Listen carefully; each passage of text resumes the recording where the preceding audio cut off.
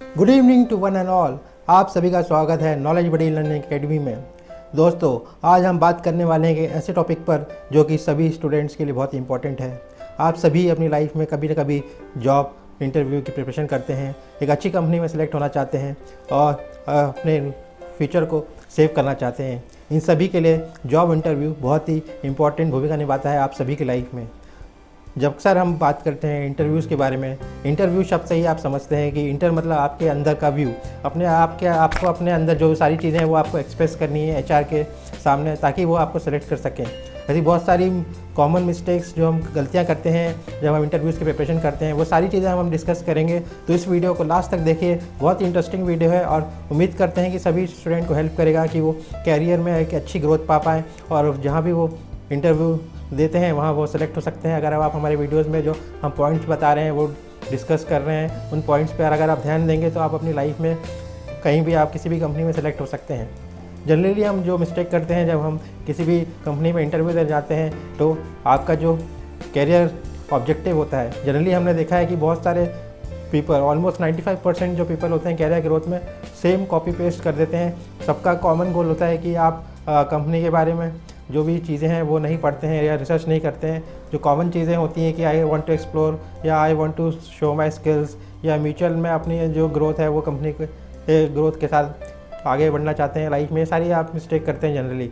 तो जैसे आप देखते हैं कि क्रिकेटर्स जो होते हैं उनके जो क्लोथ्स होते हैं वो अलग होते हैं, एक डॉक्टर जो होता है उसकी भी एक यूनिफॉर्म होती है, एक एडवोकेट या लॉयर होता है उसकी भी यूनिफॉर्म होती है। उसी तरीके से जब आप किसी भी कंपनी की इंटरव्यू की प्रिपरेशन करते हैं तो हर कंपनी के लिए आप एक स्टैंडर्ड जो अपना रिज्यूमे है, सीवी है, वो प्रिपेयर करना चाहिए। हर कंपनी की जो रिक्वायरमेंट है या स्किल्स है उसके हिसाब से आपका रिज्यूम होना चाहिए, ना कि आपका एक ही रिज्यूम आप हर कंपनी में प्रेजेंट करें। इससे क्या होता है कि जनरली आपके सेलेक्ट होने के चांस कम हो जाते हैं। लेकिन आप कंपनी के हिसाब से, अगर ऑर्गेनाइजेशन के हिसाब से अपना रिज्यूम बनाएंगे और डिफरेंट कंपनी के हिसाब से डिफरेंट स्किल्स वहाँ पुट करेंगे तो आपके जो चांसेस हैं वो बढ़ जाएंगे। के पास आते हैं उसमें से शॉर्ट लिस्ट करना बहुत मुश्किल होता है। तो अगर आपके सीवी में कुछ ऐसे पॉइंट्स होंगे जो आपको दूसरे लोगों से डिफ्रेंशिएट करेंगे तो आपके चांसेस बढ़ जाएंगे कि आप बहुत जल्दी अच्छी एक जॉब पा सकते हैं और ग्रोथ पा सकते हैं। तो आपको ऐसे कुछ पॉइंट जो है अपनी सीवी या रिज्यूम में मेंटेन करना चाहिए। सेकंड जो आपको मैं पॉइंट बताने वाला हूँ, जनरली आपका जो सीवी है आपको बहुत ज़्यादा लेंदी नहीं बनाना है, आपको 2 या 3 या 4 पेज का नहीं करना है। आपको कोशिश करना है कि आपका जो सीवी है उसका जो ड्राफ्ट है वो केवल 1 पेज का, सिंगल पेज का सीवी होगा, क्योंकि आजकल किसी के पास इतना टाइम नहीं है कि वो 3 से 4 पेज आपके बारे में पढ़े। तो आप कोशिश करिए कि सिंगल पेज में आप ड्राफ्ट कर सके आपकी सारी चीज़ें, और बहुत जो एक्सपीरियंस जो है आपका उसको आप पॉइंट टू पॉइंट बताइए, जो आपके काम की चीज़ें हैं, जो आपका एक्सपीरियंस है, जो आपने चीज़ें की हुई हैं, जो आपने प्रोजेक्ट हैंडल किया है उसमें क्या किस तरीके से आप सक्सेसफुल रहे हैं, किस तरीके से आपने हैंडल की है सारी चीज़ें। फिर फैक्ट्स अगर आप बताएंगे तो ज़्यादा इंपॉर्टेंट है। मैंने बहुत से लोगों को ये दिखाया कि उन्होंने मिस्टेक करते हैं कि वो केवल लिख देते हैं कि I am the part of this project या मैंने इस टीम में टीम वर्क किया था, लेकिन ये वो शो नहीं कर पाते कि आपके रहने से उस पर्टिकुलर प्रोजेक्ट में क्या ग्रोथ आई या कंपनी को क्या बेनिफिट है। अगर वो आप वर्ड्स में या उसके जो फैक्ट्स हैं अगर वो पुट करेंगे तो आपके इंटरव्यू में सेलेक्ट होने के चांसेस ज़्यादा रहेंगे। और जनरली जो यंगस्टर हैं, जो फ्रेशर हैं, जो फर्स्ट टाइम दे रहे हैं, जो उनका सीवी सिंगल पेज का ही रहता है, लेकिन जो रिज्यूमे जो सीवी जो एक्सपीरियंस जो होते हैं कैंडिडेट उनके सिंगल पेज के नहीं हो सकते, तो 1 से 2 पेज के अंदर भी वो अपने रिज्यूम बना सकते हैं। मतलब ऐसा नहीं है कि आपको सिंगल पेज के ही अंदर करना है। अगर आपका वर्क एक्सपीरियंस ज़्यादा है, मोर देन 10 ईयर्स है, तो आप 1 से 2 पेज के अंदर अपनी चीज़ें बता सकते हैं। ये 2 चीज़ें मैंने आपको बताई कि आप किस तरीके से अपने जॉब इंटरव्यू या इंटरव्यू प्रिपरेशन के लिए चीज़ें प्रिपेयर कर सकते हैं। और ऐसी बहुत सारी चीज़ें हैं जनरली मिस्टेक करते हैं, जैसे कि जनरली आपसे क्वेश्चन पूछा जाता है कि why should we hire you. तो क्या आपने कभी सोचा है कि जनरली आपसे क्वेश्चन पूछा जाता है कि why should we hire you.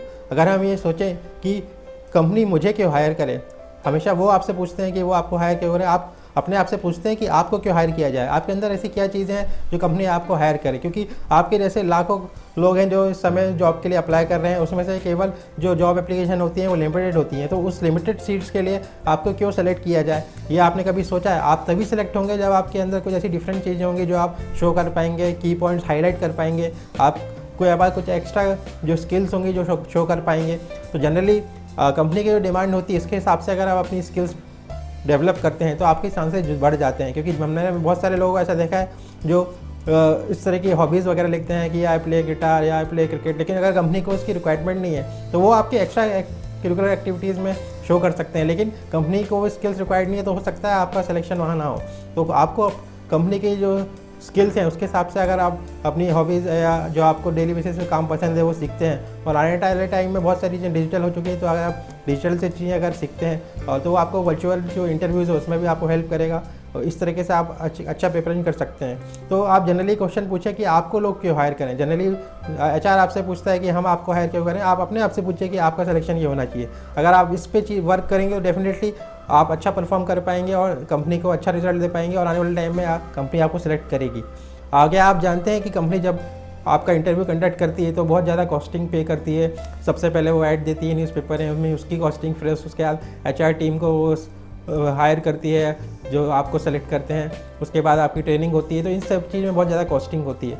तो जब आप घर पे भी अगर किसी को रखते हैं या आपके घर के बारे में जो काम करने आते हैं तो आप उसके बारे में सब कुछ पता करते हैं, उसके बाद ही आप उसको रखते हैं। तो इसी तरीके से कंपनी भी अगर किसी को हायर कर रही है तो वो चाहती है कि अच्छे से अच्छा कैंडिडेट हमारी कंपनी में आए, और ऐसे बहुत सारे कैंडिडेट उसके सामने रहते हैं, तो उसमें से जो बेस्ट कैंडिडेट है वो उसको वो सिलेक्ट करते हैं, और बेस्ट कैंडिडेट को वो सिलेक्ट करते हैं। तो उसके लिए जो प्रोसेस है उसमें अगर आप चाहते हैं कि आपका रिज्यूम सेलेक्ट है तो आपको जो पॉइंट्स बताया गया है उस पर अगर आप ध्यान देंगे तो उम्मीद करते हैं कि आप जल्दी ही सिलेक्ट होंगे और आने वाले टाइम में आप अच्छी ग्रोथ पा पाएंगे। अगर आपको आज का हमारा वीडियो अच्छा लगा है तो हमारे नॉलेज बडी लर्निंग अकेडमी का जो चैनल है इसको आप कमेंट कर सकते हैं, इस पर लाइक कर सकते हैं, शेयर कर सकते हैं, और ज़्यादा से ज़्यादा स्टूडेंट्स से आप शेयर कर सकते हैं ताकि आपका जो नॉलेज है जो लिमिटेड ना रहे और बहुत सारे लोगों तक ये इंटरव्यू टिप्स पहुँच सकें और ज़्यादा से ज़्यादा लोग सेलेक्ट हो सकें। अगर आप सब चाहते हैं कि आपका नॉलेज इसी तरह से बढ़ते रहे तो आप हमारे चैनल नॉलेज बड्डी को तुरंत सब्सक्राइब करें और नोटिफिकेशन बेल दबाना ना भूलें ताकि सारे अपडेट्स आपको टाइम पे मिल सकें।